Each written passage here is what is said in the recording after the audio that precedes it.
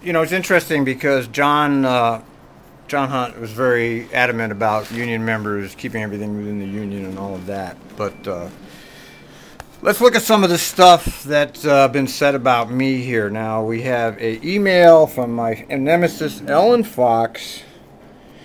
It went to the president of the union, the vice president, and the treasurer.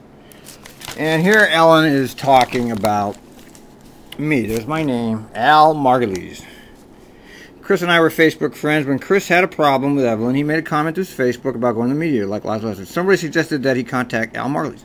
So I made comments on my Facebook cautioning about having someone like Al Margulies as a mentor.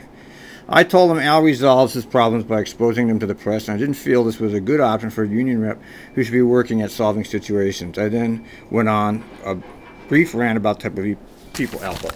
No, Ellen, what you said, and we have affidavits to this, was a sleazier, slimy character does not exist. Al is only in it for himself and nobody else. Don't trust him. He's completely a liar. That's what you said, okay? Not this.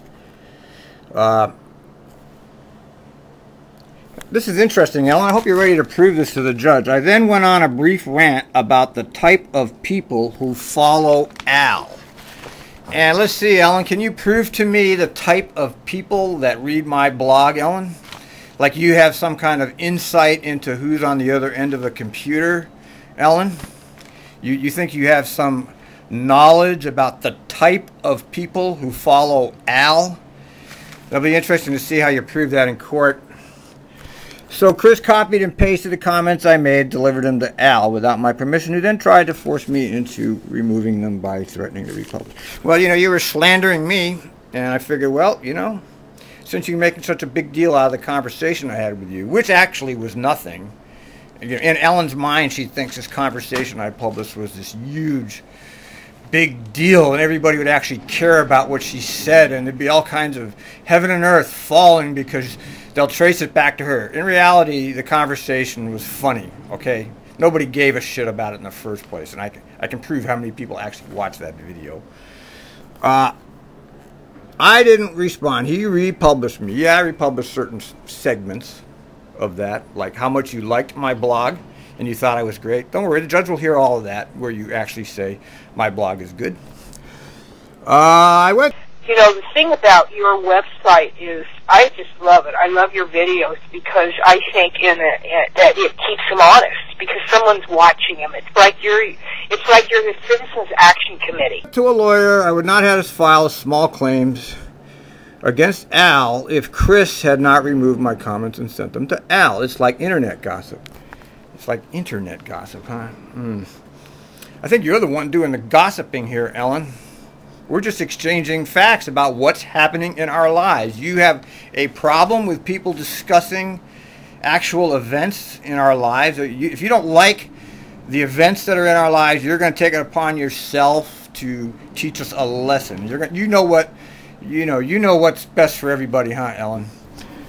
The point is, Al and Chris are Facebook friends, and they see each other comments. If Chris came to you and said, Al removed the contents about Ray without my permission, I published it on his blog. Don't believe it! I have documentation. Yeah, whatever, Ellen, you know. So this is item 1 from Ellen. You see, she went after Chris because of her feud with me.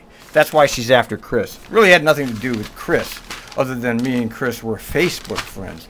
But since she's got this thing on me, you know, this grudge, and once Ellen has a grudge, and we have other examples of this, you know, she just doesn't stop, you know, she's like completely, I don't know what would be the word, obsessive compulsive would be the word, I guess, because, you know, she just keep going, you know, no matter how many times you settle an issue, and John Hunt brought this up at the last meeting that the thing with her and the TV and Chris had been settled, but then she went ahead and complained about it to somebody else. This is exactly what she's doing to me. So here we have our friend Ellen Fox taking out her frustration with me on another union member. Good job, Ellen. We must not confuse dissent with disloyalty. We must remember always that accusation is not proof, and that conviction depends upon evidence and due process of law. We will not walk in fear one of another. We will not be driven by fear into an age of unreason if we dig deep in our history and our doctrine, and remember that we are not descended from fearful men, not from men who feared to write, to associate, to speak, and to defend the causes that were for the moment unpopular.